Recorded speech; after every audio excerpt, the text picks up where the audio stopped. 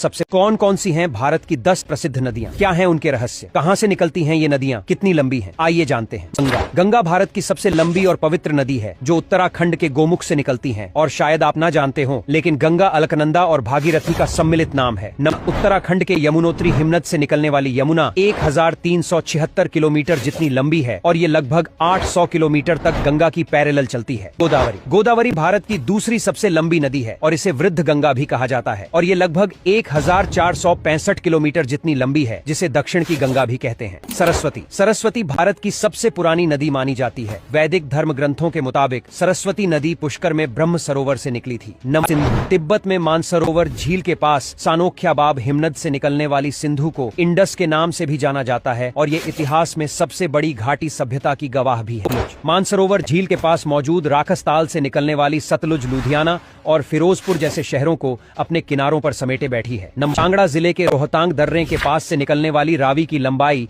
720 kilometre है और इसे पौराणिक व वैदिक रूप से परुष्णी या इरावती कहते हैं। नंबर 8। व्यास भी भारत की प्रमुख नदियों में शुमार है, जो रोहतांग दर्रे के पास व्यास कुंड से निकलती है और धौलाधार पर्वत को पार कर पंजाब में पहुंचती है। बता दें, देश में व्यास नदी जल विवाद काफी पुराना है। ये डिस्प्यूट पंजाब और हरियाणा के बीच व्यास नदी के पानी के बंटवारे को लेकर है और पूरा मामला फिलहाल अदालत। बेरीनाग के पास शेषनाग झील से शुरू होती झेलम श्रीनगर में इसकी कुल लंबाई 725 किलोमीटर है, जबकि भारत में इसकी लंबाई सिर्फ 400 किलोमीटर है। मध्य प्रदेश के पास मौजूद चंबल सबसे गहरे गड्ढे का निर्माण करती है और ये एक समय पर सबसे खूंखार डाकुओं की प्रेजेंस को भी बयां करती है और इसकी सहायक नदियां हैं काली, सिंध, पार्वती, सिप्ता और बनास।